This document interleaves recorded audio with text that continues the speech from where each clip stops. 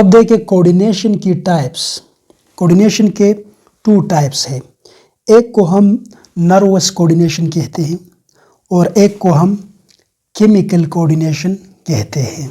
Nervous coordination जैसे कि इस नाम से जाहिर है नर्वस सिस्टम से कंट्रोल किया जाता है। वो कोऑर्डिनेशन जो नर्वस सिस्टम से कंट्रोल किया जाता है या जो नर्वस सिस्टम के ज़रिए होता है बॉडी में, इसको हम कहते हैं नर्वस कोऑर्डिनेशन। और केमिकल कोऑर्डिनेशन इस नाम से जाहिर है कि केमिकल्स के ज़रिए होता है और इन केमिकल्स को हम हार्मोन्स कहते हैं। ठीक है, तो वो कोऑर्डिनेशन जो केमिकल्स के ज़रिए होता है इसको हम केमिकल कोऑर्डिनेशन कहते हैं और इन केमिकल्स को हम हार्मोन्स कहते हैं और ये हार्मोन्स ग्लैंड से रिलीज होते हैं। ग्लैंड्स क्या है? सेल या group of cell that release special chemicals and these chemicals are called hormones. याद रखें नर्वस कोऑर्डिनेशन सिर्फ और सिर्फ एनिमल्स में होता है और केमिकल कोऑर्डिनेशन ये प्लांट में भी होता है, फंजाई में भी होता है और दीगर यूनिसेलुलर ऑर्गेनिज्म जैसे कि पैरामीशियम, अमीब, बैक्टीरिया वगैरह इनमें भी केमिकल कोऑर्डिनेशन होता है। लेकिन नर्वस कोऑर्डिनेशन एनिमल्स में होता है जैसे कि वर्टिब्रेट्स और इनवर्टिब्रेट्स, इन सब में नर्वस कोऑर्डिनेशन मौजूद होता है। नर्वस कोऑर्डिनेशन और केमिकल कोऑर्डिनेशन में फ़र्क मौजूद है। नर्वस कोऑर्डिनेशन बहुत ज़्यादा तेज़ कोऑर्डिनेशन है, ये फास्ट कोऑर्डिनेशन है और केमिकल कोऑर्डिनेशन स्लो कोऑर्डिनेशन है क्योंकि ये केमिकल के ज़रिए होता है। इसके लिए ग्लैंड से केमिकल रिलीज होता है, फिर वो केमिकल उस साइट ऑफ एक्शन तक पहुंच जाता है और फिर वो एक्शन सर अंजाम देते हैं, तो इसमें टाइम लग जाता है। नर्वस कोऑर्डिनेशन के लिए जो सेंस ऑर्गन्स है इनमें आइज़, इसके अलावा नोज़, इसके अलावा आपका जो स्किन है, टंग है, ये सारा इनके लिए रिसेप्टर्स ऑर्गन्स हैं। केमिकल और नर्वस कोऑर्डिनेशन में फ़र्क आपके बुक में एक टेबल दिया है, उसमें उसको अगर आप देख ले, स्टडी करें तो आपको पता चल जाएगा।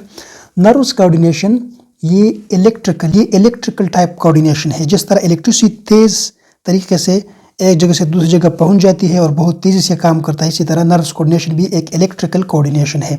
केमिकल कोऑर्डिनेशन हार्मोनल कोऑर्डिनेशन है और ये स्लो कोऑर्डिनेशन है। नर्वस कोऑर्डिनेशन के लिए जो रिसेप्टर्स बॉडी में मौजूद है इसमें आपके आइज़ है, ईयर्स है, इसके अलावा स्किन है, टंग है और नोज़ वगैरह है। इसके अलावा केमिकल कोऑर्डिनेशन के लिए जो रिसेप्टर्स मौजूद है बॉडी में, इसमें बॉडी के मुख्तलिफ पार्ट्स आते हैं जैसे कि किडनी है, लीवर है, इसके अलावा आपका स्टमक है, ये सारे केमिकल कोऑर्डिनेशन की रिसेप्टर्स है। इसके लिए जो कोऑर्डिनेटर है यानी कंट्रोल सेंटर है, ये ब्रेन और स्पाइनल कार्ड है। ब्रेन प्लस स्पाइनल कार्ड, इस सी मैंने लिखा। ठीक है, यानी नर्व्स कोऑर्डिनेशन ब्रेन और स्पाइनल कार्ड से कंट्रोल होता है और केमिकल कोऑर्डिनेशन ये एंडोक्राइन सिस्टम से कंट्रोल होता है।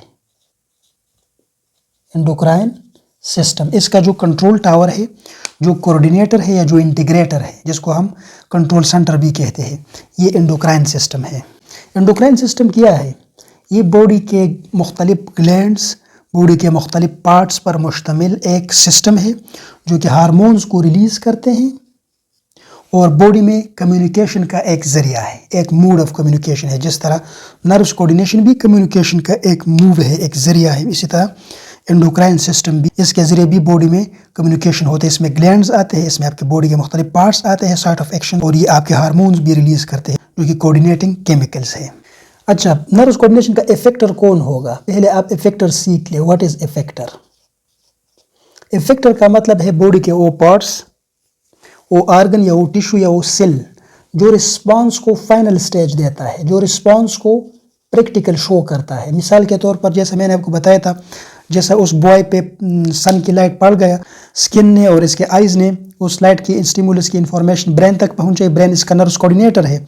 ब्रेन ऑर्डर देता है उसके टांगों को, उसके लेग्स को, जहाँ पे मसल्स मौजूद है।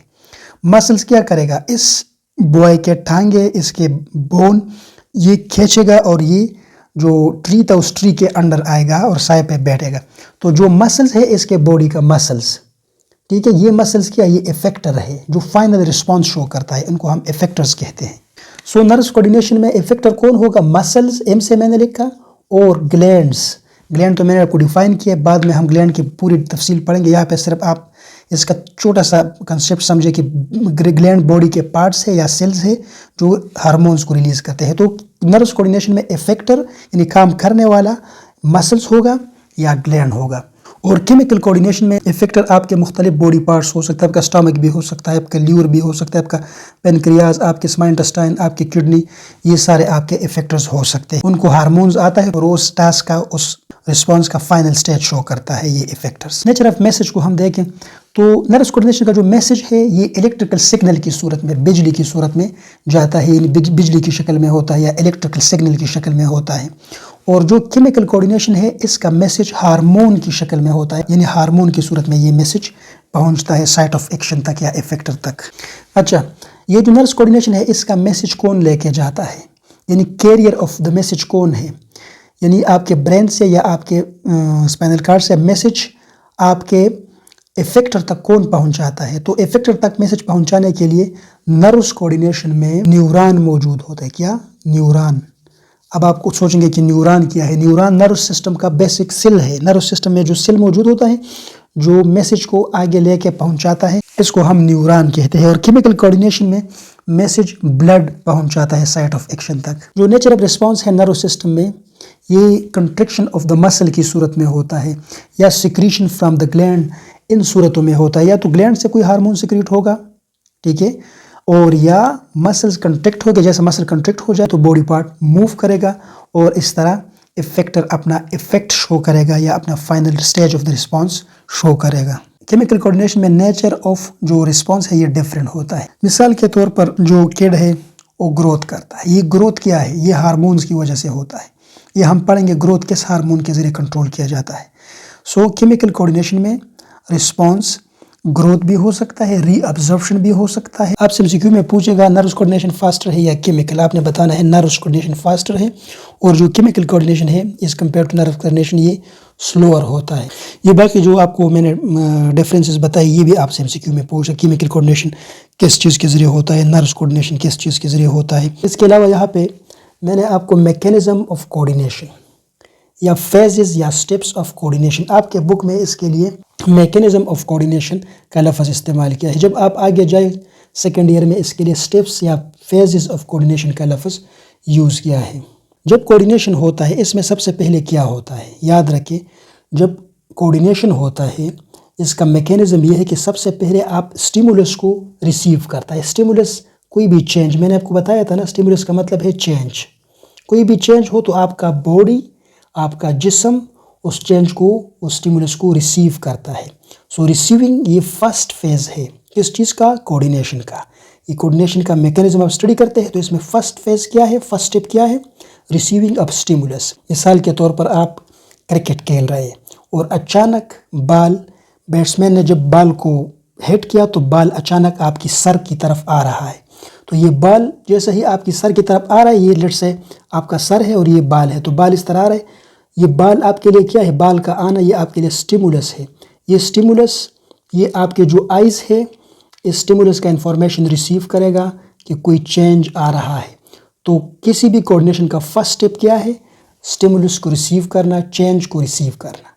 और ये स्टिमुलस कौन रिसीव करता है? ये बॉडी में पार्ट्स है, बॉडी में पार्ट्स हैं जिनको हम रिसेप्टर्स कहते हैं या सेल्स है या बॉडी के सरफेसेस है। ये रिसेप्टर इस स्टिमुलस को, इस चेंज को रिसीव करता है। बाल के केस में आपके आइज़ ये आपके रिसेप्टर है, ये इस बाल को या इस स्टिमुलस को या इस चेंज को रिसीव करेगा। यहाँ पे मैंने लिखा है रिसेप्टर बॉडी पार्ट्स है वो डिटेक्ट चेंज, जो चेंज को डिटेक्ट करता है। जिसमें आर्गन भी आते हैं बॉडी के, सेल भी आते हैं। आर्गन में कौन से आर्गन है? सेंस आर्गन, मिसाल के तौर पर आइज़ है, नोज है, स्किन है, ईयर्स है, टंग है, वगैरह वगैरह। चेंज है ना, चेंज को हम स्टिमुलस भी या स्टिमुलाई भी कहते हैं। स्टिमुलस की प्लूरल है। लाइट भी हो सकता है, साउंड भी हो सकता है, टच भी हो सकता है। यहाँ पे मैंने आपको एग्जांपल में बाल लिया तो बाल भी आपके लिए कोई, बाल का जो मूवमेंट है ये भी आपके लिए कोई स्टिमुलस हो सकता है, ठीक है। आपके बॉडी ने, आपके रिसेप्टर ने स्टिमुलस को रिसीव किया, चेंज को रिसीव किया, चेंज को डिटेक्ट किया। अब क्या होगा? ये जो चेंज है ये बॉडी को तो पता चल गया, रिसेप्टर को तो पता चल गया। रिसेप्टर अब स्टिमुलस का क्या करेगा? स्टिमुलस का रिसेप्टर क्या करेगा? रिसेप्टर इन स्टिमुलस के बारे में मैसेज सेंड करेगा। किसको? कोऑर्डिनेटर को। कोऑर्डिनेटर को क्या करेगा? मैसेज सेंड करेगा। और कोऑर्डिनेटर कौन है? मैंने आपको बताया ब्रेन आपकी कोऑर्डिनेटर है। ब्रेन आपकी कोऑर्डिनेटर है। इसके अलावा आपकी स्पाइनल कॉर्ड भी कोऑर्डिनेटर हो सकता है और एंडोक्राइन ग्लैंड भी आपकी कोऑर्डिनेटर हो सकता है। तो रिसेप्टर मैसेज को आपके ब्रेन तक भेजेगा, ब्रेन इस पे प्रोसेस करेगा, ठीक है, इसको एनालाइज करेगा और इसके बाद क्या करेगा, वो डिसीजन लेगा, वो फैसला करेगा। ब्रेन इस फैसले को यानी कोऑर्डिनेटर इस फैसले को इफेक्टर तक भेजेगा और इफेक्टर रिस्पॉन्स प्रोड्यूस करेगा। तो लास्ट जो स्टेप है वो प्रोड्यूसिंग रिस्पॉन्स है, ठीक है। लास्ट स्टेप क्या है, प्रोड्यूसिंग रिस्पॉन्स। रिस्पॉन्स कौन प्रोड्यूस करेगा, इफेक्टर्स। इफेक्टर दो किस्म के हैं। केमिकल कोऑर्डिनेशन में टिश्यूज आपके इफेक्टर्स हो सकते हैं, आपके ऑर्गन्स ऑफ द बॉडी भी इफेक्टर हो सकते हैं। ऑर्गन्स भी टिश्यू से बने होते हैं ना, एक ही बात है टिश्यू या ऑर्गन। और जो नर्व्स कोऑर्डिनेशन है इसमें इफेक्टर कौन हो सकता है, इसमें इफेक्टर आपका मसल भी हो सकता है, आपका ग्लैंड भी हो सकता है। सो मैकेनिज्म ऑफ कोऑर्डिनेशन जब आपको क्वेश्चन आ जाए तो आपने कहना है कि इसमें 3 स्टेप्स है या 3 फेजेस है। फर्स्ट फेज क्या है, रिसीविंग स्टिमुलस। सेकंड फेज क्या है, मैसेज टू कोऑर्डिनेटर। और थर्ड फेज क्या है या स्टेप, रिस्पॉन्स या प्रोड्यूसिंग रिस्पॉन्स। सो ये 3 स्टेप्स या 3 फेजेस ये कोऑर्डिनेशन में होते हैं। इस तरीके से कोऑर्डिनेशन सरंजाम दिया जाता है।